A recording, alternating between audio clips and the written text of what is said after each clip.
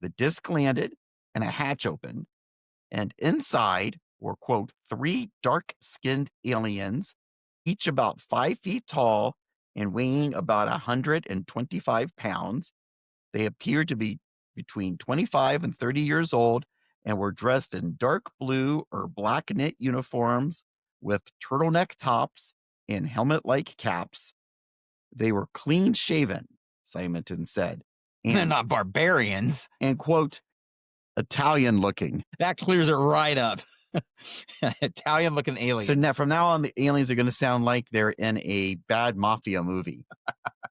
They all sound like Joe Pesci. They all sound like Joe Pesci. Yeah. The aliens did not speak in his presence, but they had a silvery jug with 2 handles, heavier than aluminum, but lighter than steel, about 1 foot high. Wait. That fact that it's heavier than one metal and lighter than another, how would we know this? Just listen to the story. Oh, okay. It seemed to be made out of the same material as the craft. Okay. Simonton said it was a, quote, beautiful thing.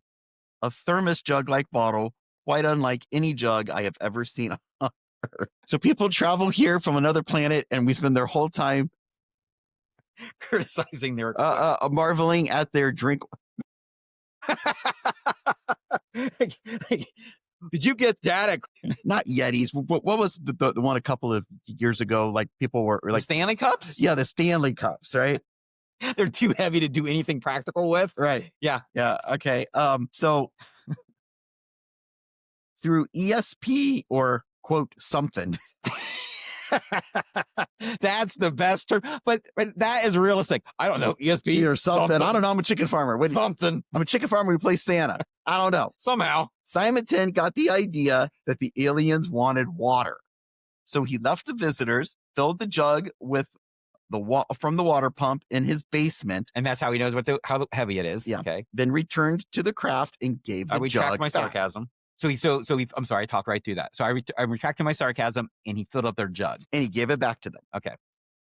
To do this, he had to brace himself against the UFO's hull and stretch up.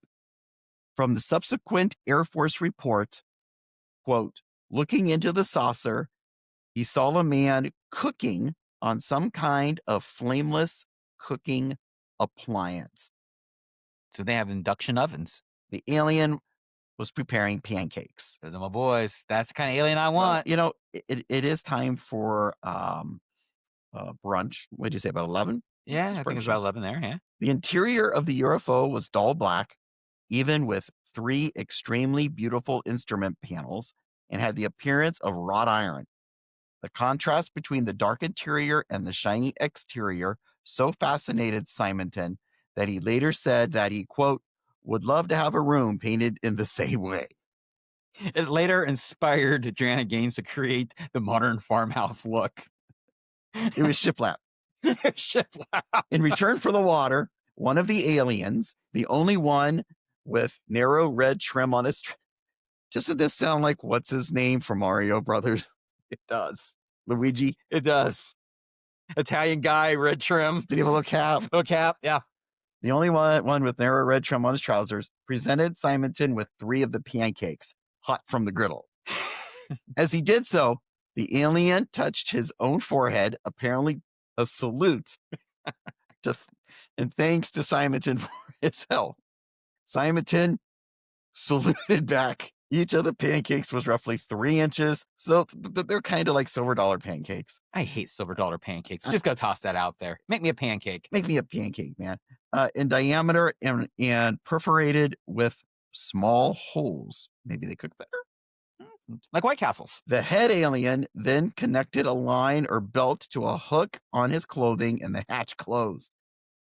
Safety device. Yeah, right? The saucer rose about 20 feet and took off to the south at a 45-degree angle. So its wake left a blast of air that tossed the tops of nearby pine trees. The craft took only 2 seconds to disappear from view. It's fast. Simonton ate one of the pancakes, ostensibly in the interest of science. Or the interest of hunger. And he said, quote, it tasted like cardboard. He told the Associated Press. The other two pancakes he gave to Vilas County Judge Frank Harder, As one does. a- who was a local UFO enthusiast. Okay. Harder, who called the aliens saucernauts, I'm not sure. or as some of us might call them, Italians, said he believed Simonton's story since he could not think of any way in which the farmer might profit from a hoax. Carter's son, Colin, today a lawyer in Eagle River, said, I recall as a youngster that my dad took it very seriously. Judge Carter sent the pancakes to what was then the country's top investigative group, the National Investigations Committee on Aerial Phenomenon, or NICAP. They refused the opportunity to check it out. They didn't test it?